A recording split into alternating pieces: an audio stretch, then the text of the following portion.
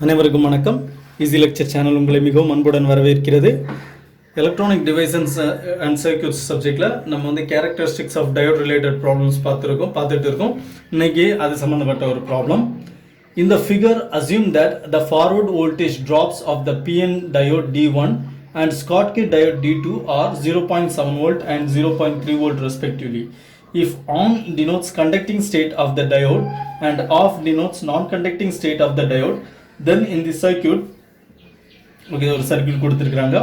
Answer வந்து என்னன்னா option A both D1 and D2 are on, option B D1 is on and D2 is off, option C both D1 and D2 are off, option D D1 is off and D2 is on.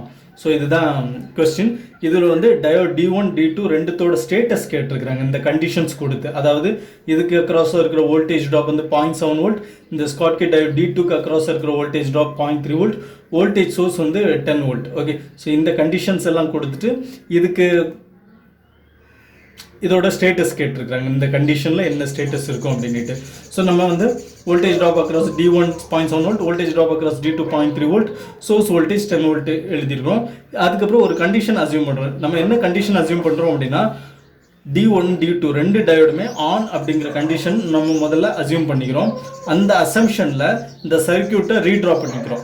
Okay, voltage drop across diode D1 வந்து 0.7 volt, voltage drop across diode D2 வந்து 0.3 volt.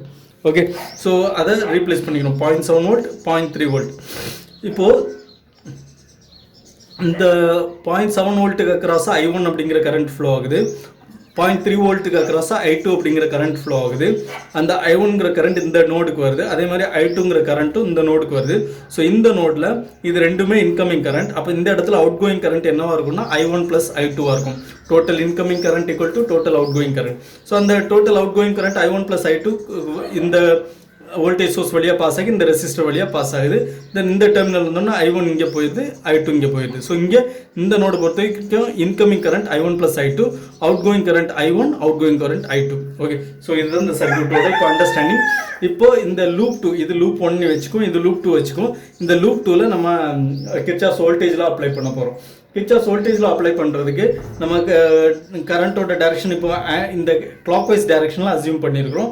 Clock wise டைரக்ஷனில் assume பண்ணச்சில் clock வைஸோ anti clock வைஸோ இந்த டைரக்ஷனில் வேணாலும் travel பண்ணலாம். நம்ம இப்போ clock wise டைரக்ஷனில் ட்ராவல் பண்ணச்சில் வோல்டேஜ் சோர்ஸ் வந்தது அப்படின்னா வோல்டேஜ் சோர்ஸில் ஃபஸ்ட்டு எந்த டெர்மினலை கிராஸ் பண்ணுறோமோ அந்த டெர்மினலில் தான் நம்ம டாமினேட்டிங் டெர்மினலாக எடுக்கணும். ஓகே, ஸோ இப்போது இங்கே இந்த டெர்மினலை பொறுத்த வரைக்கும், இந்த வோல்டேஜ் சோர்ஸை பொறுத்த வரைக்கும் -0.7 வோல்ட்டை மைனஸ் டெர்மினலில் நெகட்டிவ் டெர்மினலில் ஃபஸ்ட்டு கிராஸ் பண்ணுறோம். ஸோ -0.7 வோல்ட் ப்ளஸ் இந்த ரெசிஸ்டருக்கு அக்ராஸ் ஆஃப் ஃப்ளோ ஆகக்கூடிய கரண்ட் என்னன்னா I2. So V = IR, I2 × 20 kΩ. Okay, then இந்த வோல்டேஜ் சோர்ஸ் எடுத்துக்கணும். இதில் வந்து ஃபஸ்ட்டு கிராஸ் ஆகிற டெர்மினல் என்ன அப்படின்னா பாசிட்டிவ் டெர்மினல். அப்போ +0.3 வோல்ட் = 0. நம்ம என்ன பண்ணியிருக்கோம், KVL லூப் 2ல் அப்ளை பண்ணியிருக்கோம். -0.7 + 20k × I2 + 0.3 = 0. இதுலேருந்து நம்ம I2 கண்டுபிடிச்சிடலாம். I2 = 0.4 / -0.7 + 0.3 -0.4 ஆயிரும். -0.4 ரைட் ஹேண்ட் சைடு போச்சுன்னா +0.4 ஆயிரும். I2 = +0.4 / 20k ஆயிரும் = 0.02 milliamps. இப்போ KVL இன் லூப் 1 அப்ளை பண்ணுவோம். ஸோ லூப் 1ல் இங்கே இருக்குது லூப் 1. ஓகே, ஸோ லூப் 1ல் என்ன பண்ணுறோம் அப்படின்னா அதே மாதிரி தான் கிளாக் வைஸ் டைரக்ஷனில் ட்ராவல் பண்ணுறோம். -10 வோல்ட். ஓகே, அடுத்தது plus I × R, V = IR. ஐக்கு பதில் இங்கே என்ன இருக்குது I1 + I2, ஆருக்கு பதில் 1 kΩ இருக்குது. I1 + I2 × 1 kΩ. அதுக்கப்புறம் இந்த வோல்டேஜ் சோர்ஸ் இருக்குது. இதில் ஃபஸ்ட்டு நம்ம கிராஸ் ஆகிற terminal positive terminal. So +0.7 volt = 0. Okay, so இங்கே பார்ப்போம். -10 + 1 × I1 + I2 + 0.7 = 0. I1 + I2 = so இதை சால்வ் பண்ணோன்னா -10 + 0.7 is -9.3. So I1 + I2 = 9.3. அப்போ I1 = என்ன, ஏற்கனவே I2 நம்ம இங்கே கண்டுபிடிச்சிட்டோமா. அப்போ I1 = 9.3 - 0.02 that is equal to 9.28 milliamps. இதுலேருந்து என்ன தெரியுது, both I1 and I2 R positive. ரெண்டுமே பாசிட்டிவாக இருக்கிறதுனால நம்ம அசியூம் பண்ணது ரைட்டு. என்ன அசியூம் பண்ணோம், போத் D1 and D2 ரெண்டுமே ஆன் கண்டிஷனில் இருக்குது அப்படின்னு அசியூம் பண்ணோம். அது ரைட் ஆயிடுச்சு. ஓகே, இப்போது நம்ம வேறு விதமாகவும் இதை சால்வ் பண்ணி பார்ப்போம். இப்போது இது வந்து அசியூம் D1 and D2 ரெண்டுமே ஆஃப் இருக்கிற மாதிரி அசியூம் பண்ணோம்னா ரெண்டுமே ஆஃப் அன் ஹவருக்கும் ஓப்பன் சர்க்யூட் ஆயிடுச்சுன்னு அர்த்தம். ஓகே, ஸோ இந்த இடத்துல கேவிஎல் இந்த லூப் ஒன்க்கு கேவிஎல் அப்ளை பண்ணுறோம். ஸோ கேவிஎல் அப்ளை பண்ணிச்சுன்னா -10 ப்ளஸ் 0 ஆம்ஸ் தான் ஃப்ளோ ஆகும். 0 × 1K ப்ளஸ் VD1 = 0. அப்போ VD1 = 10 வோல்ட். எப்போ ஆஃபில் இருக்கும்? VD1 greater than VD1 less than 0.7 வோல்ட்டாக இருந்தால் தான் இது ஆஃபில் இருக்கும். ஆனால் இங்கே என்னாச்சு 10 volt is very very greater than 0.7 volt. So நம்மளோட அசம்ஷனுக்கு கான்ட்ராடிக்டரியாக இருக்குது. அதே மாதிரி தான் கேவிஎல் லூப் 2க்கு அப்ளை பண்ணோம் அப்படின்னா என்ன ஆகும்? VD2 = VD1 = 10 volt. 10 volt again. So இங்கே 10 வோல்ட்னா இதுவும் 10 வோல்ட்டாக தான் இருக்கும். ஓகே, ஸோ 10 வோல்ட் இருக்கிற பட்சத்தில் இது இது வந்து very very greater than 0.3 volt. Again இது கான்ட்ராடிக்டரி. ஏன்னு கேட்டால் எப்போ இது ஆஃப் ஆகும் அப்படின்னா 0.3 வோல்ட்டை விட லெஸ்ஸாக இருந்தால் தான் ஆஃப் ஆகும். ஓகே, அதை விட கிரேட்டராக இருந்தால் ஆனில் தான் இருக்கும். ஸோ நம்ம அசியூம் பண்ண இந்த கண்டிஷனுக்கு இது கான்ட்ராடிக்டரியாக இருக்கிறதுனால நம்மளோட அசம்ஷன் ராங். ஸோ எப்பவுமே D1 D2 ரெண்டுமே அந்த மாதிரி கொஸ்டின்ஸ்க்கு ஆன்கிற கண்டிஷனை வச்சு ப்ரொசீட் பண்ணுறது ரொம்ப நல்லது. ஓகே, ஸோ இது ஒரு கொஸ்டின். அடுத்த கொஸ்டின் பார்ப்போம். The diode in the circuit given below has V on is equal to 0.7 volt but is ideal otherwise. The current in milliamps in the 4 kilo ohm resistor is okay dash fill in the blanks type la irukku இந்த question. So ஒரு circuit இருக்கு. இந்த சர்க்யூட்ல அவங்க சொல்லி இருக்கிற diode வந்து இதுதான் diode. இந்த டயோட்ல V on வந்து 0.7 வோல்ட். அதுக்கப்புறம் இந்த 4 கிலோ ஓம் ரெசிஸ்டர் இங்கே இருக்கு. இதுக்கு அக்ராஸா எவ்வளோ கரண்ட் ஃப்ளோ ஆகுது அப்படின்னு கேட்டிருக்கிறாங்க. Okay, so V on is equal to 0.7 volt. Then current across 4 kilo ohms நம்ம கண்டுபிடிக்கணும். ஓகே, ஸோ இந்த சர்க்யூட்டை நம்ம இப்போ டெர்மினல்ஸை நேம் பண்ணிடுறோம் ABCD.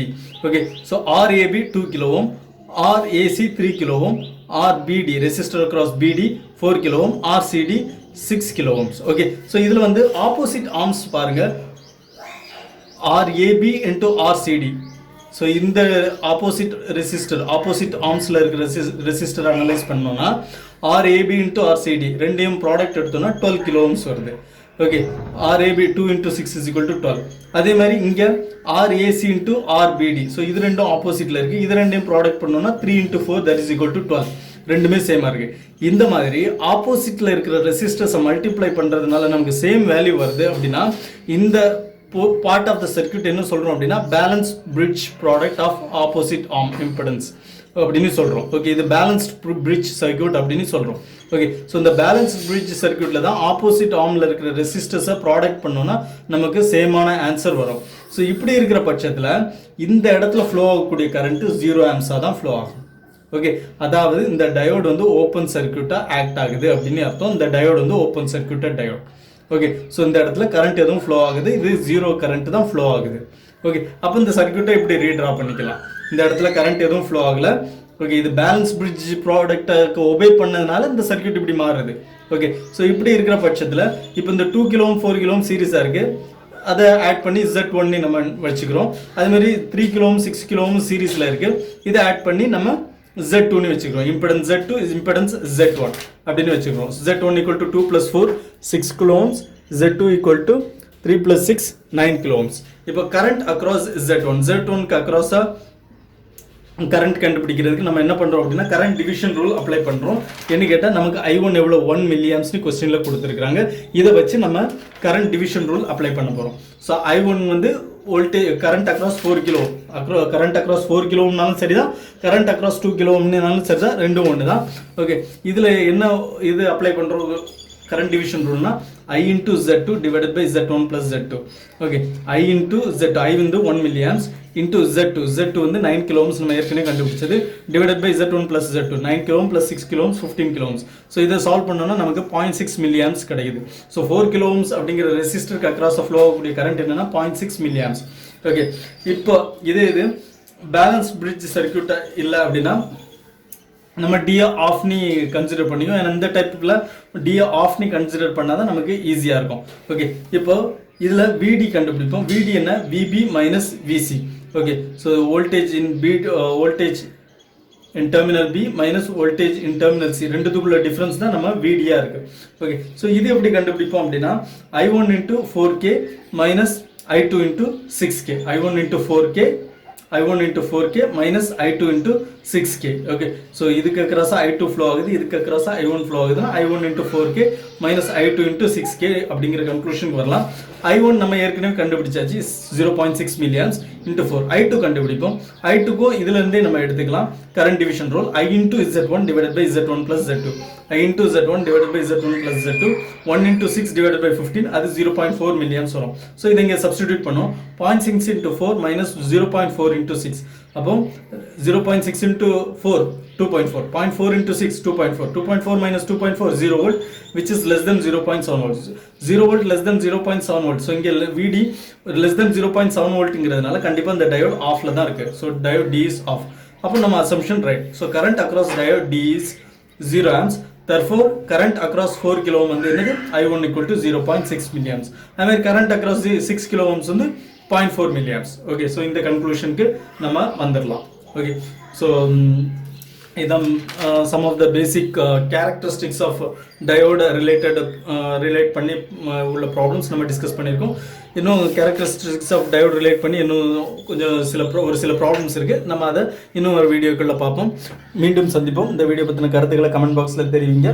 மறக்காம ஈஸி லெக்சர் அப்படிங்கிற எங்களோட சேனலை சப்ஸ்கிரைப் பண்ணுங்க. மீண்டும் சந்திப்போம். நன்றி, வணக்கம்.